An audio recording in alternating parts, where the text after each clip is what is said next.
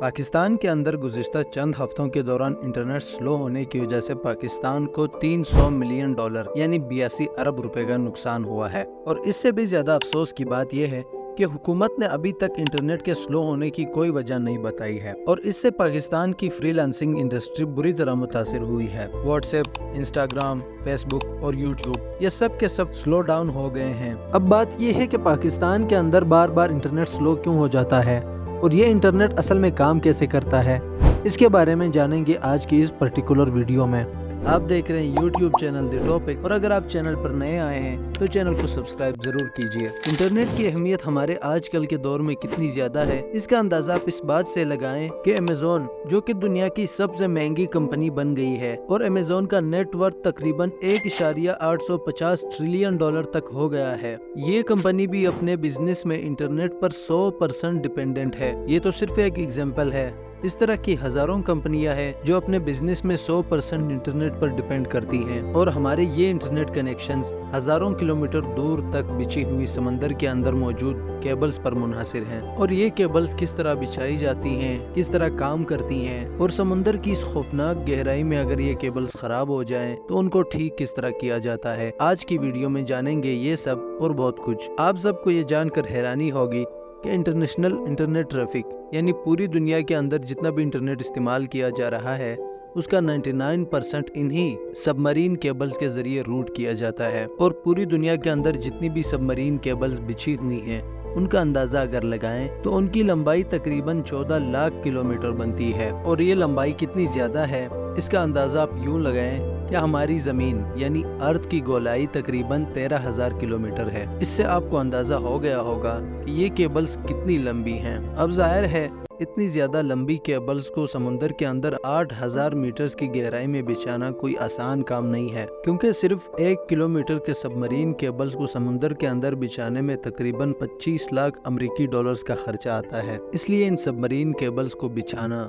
और इनको प्रोटेक्ट करना एक बहुत चैलेंजिंग काम है। जितनी मेहनत से ये सबमरीन केबल्स बनाई जाती हैं उससे कई ज्यादा मेहनत इनको बिछाने में दरकार होती है। ये under sea cable specialist ships के जरिए बिछाई जाती हैं। इन जहाजों के डेक्स पर हजारों मील की कॉइल्ड केबल रखी जाती है और फिर आहिस्ता आहिस्ता एक प्रोसेस के साथ इन्हें समुद्र के अंदर बिछाया जाता है। सबमरीन केबल्स आमतौर पर 3 से 4 इंच तक मोटी होती हैं, जबकि आपको ये जानकर हैरानी होगी कि असल तार जिस पर हम इंटरनेट चलाते हैं वो इंसानी बाल से ज्यादा मोटी नहीं होती। इस बारीक और पतली तार के ऊपर बाकी जितनी भी परतें हैं वो सारी की सारी प्रोटेक्शन के लिए होती हैं, क्योंकि समुद्र के अंदर 8,000 मीटर नीचे जितना पानी का दबाव होता है वो इतना ज्यादा होता है जितना एक इंसान की उंगली पर एक अफ्रीकी हाथी रख दिया जाए।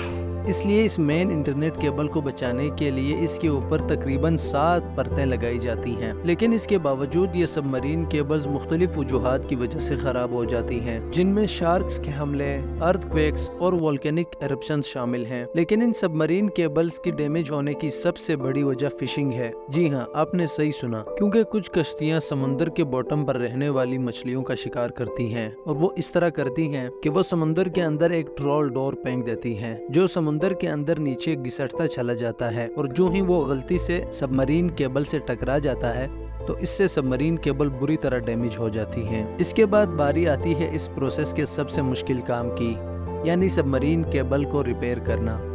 अब यहाँ पर आपके जहन में एक सवाल आ सकता है कि इतने बड़े और वसी समंदर के अंदर इतनी बड़ी केबल जो बिछी हुई है ये कहाँ से डैमेज हुई है, इसका पता कैसे लगाया जाता है, क्योंकि इतनी ज्यादा लंबाई और गहराई को किसी कैमरे वगैरह से तो मॉनिटर नहीं किया जा सकता। बुनियादी तौर पर सबमरीन केबल जहां से शुरू होती है और जहां पर खत्म होती है यानी दोनों एंड पॉइंट्स पर डेटा सेंटर मौजूद होते हैं जो 24 घंटे केबल की एक्टिविटी को मॉनिटर करते हैं। अब इन दोनों के दरमियान जैसे ही कनेक्शन टूट जाता है तो इससे उनको अंदाजा हो जाता है कि समुद्र के अंदर कहीं से केबल डैमेज हो गई है। इसके बाद एग्जैक्टली ये केबल कहाँ से टूटी हुई है इसके लिए एक खास डिवाइस यूज होती है जिसे ऑप्टिकल टाइम डोमेन रिफ्लेक्टोमीटर कहा जाता है, जिसकी मदद से ये पता लगाया जाता है कि केबल एग्जैक्टली कहाँ से टूटी हुई है। इसको डायग्नोज कर लेने के बाद इसको रिपेयर कर लिया जाता है और इंटरनेट की सर्विस दोबारा बहाल हो जाती है। 20 मार्च 2016 को तकरीबन 10 अफ्रीकी ममालिक के अंदर 2 दिन तक इंटरनेट बंद रहा और उसकी वजह थी एक सबमरीन केबल जो एक फिशिंग ट्रॉलर की वजह से कट गई थी। इससे आप अंदाजा लगा सकते हैं कि पूरी दुनिया इंटरनेट तक रसाई के लिए अंडर सी केबल्स के स्ट्रक्चर पर कितनी मुनहसिर है। आप जो ये वीडियो देख रहे हैं, इससे लेकर आपका व्हाट्सएप, फेसबुक, इंस्टाग्राम